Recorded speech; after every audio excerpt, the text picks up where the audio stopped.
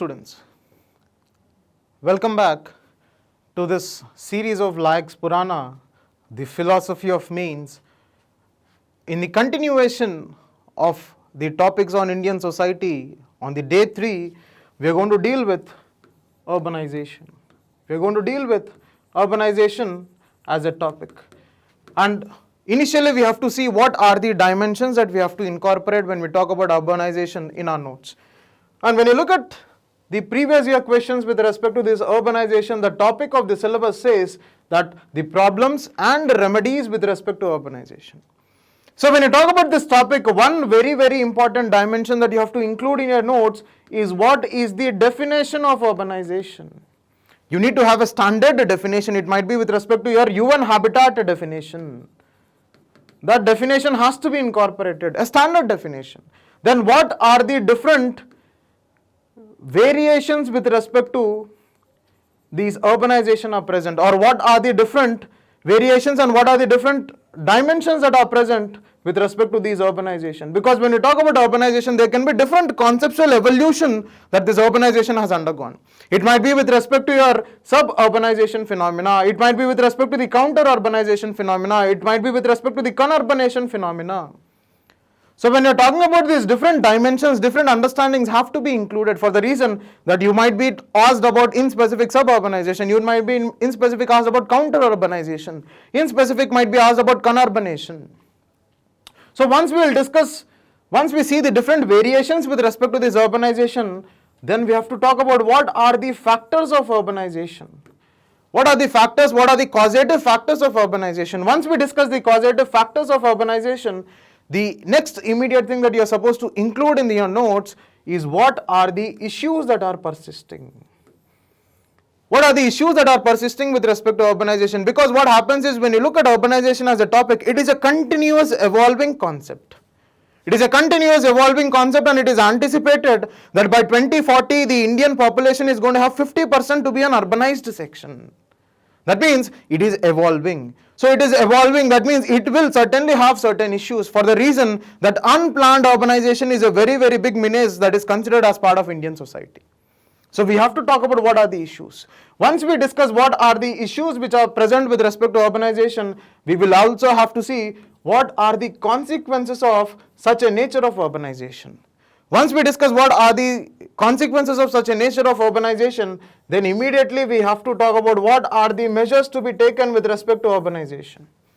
And one extended concept of these measures that are to be taken with respect to urbanization, which are part of your GS2, can be the urban governance dimension. It can be with respect to urban governance dimension, or it can be with respect to the sustainable urbanization phenomena. It might be with respect in the context of SDG 11, sustainable urbanization. What do you fundamentally understand by the concept of sustainable urbanization? This can be included in the notes. So once we are able to have all of these dimensions on this particular topic, now let's look at the previous year questions. I think we would be able to answer most of your previous year questions. Just see. Look at this. Account for the huge flooding of million cities. Million cities means it is basically talking about one of the issues of urbanization, the recent past, in the context of urban floods.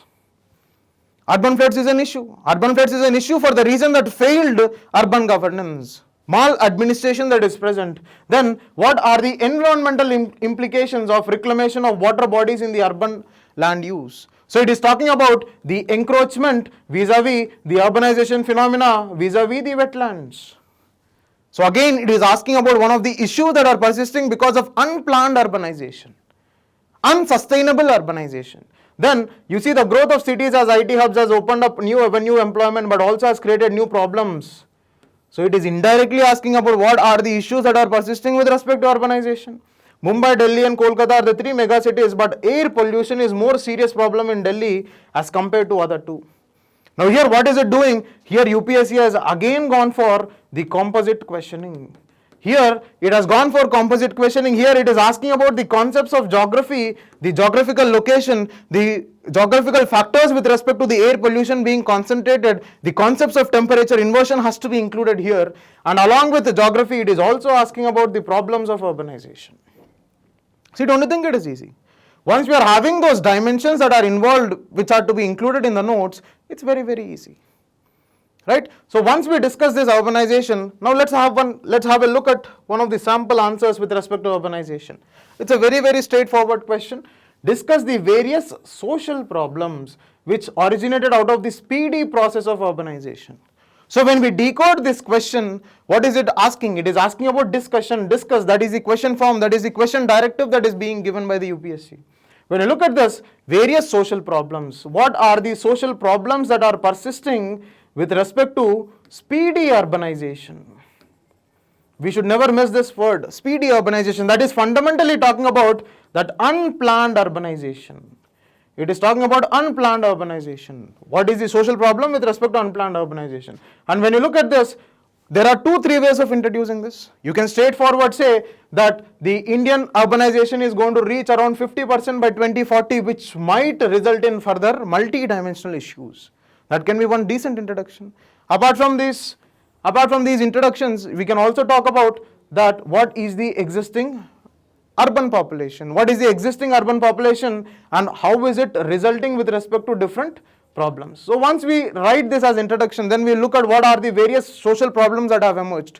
One, distress migration, urban poverty, slum proliferation, then increased disease susceptibility, socio-cultural conflicts, crime, mental stress, nuclearization of family. Here what are we doing? When we observe the nature of this particular answer, we are again playing on keywords. This is rationalizing our word usage. This is saving words and this is also saving time, keywords.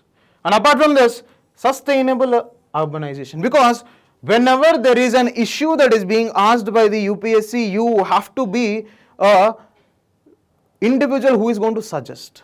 You have to be suggestive in nature for the reason that it is going to show the problem solving attitude as you being an administrator in future. So what is happening is when it is asking social problems, we have to certainly talk about what are the issues or what are the measures that are to be taken for a sustainable urbanization. When you look at this, go for primary healthcare system, go for proper waste management system, go for strong social network. Now here observe, when you observe these are broad suggestions. These are broad suggestions because the problems asked are very, very broad, social problems. So in that context, suggest those measures which are broad and give an example, give an example, give an example. So again, whole of your society answer is boiling down to the interplay of 3 things. One is data. Look at the introduction, we have used the data. Then keywords. Look at the body of the answer, we have used these keywords. Distress migration, slum proliferation. And the third is, it is talking about examples. The third dimension it is asking about the examples. Right? So this is the sample answer for this, right?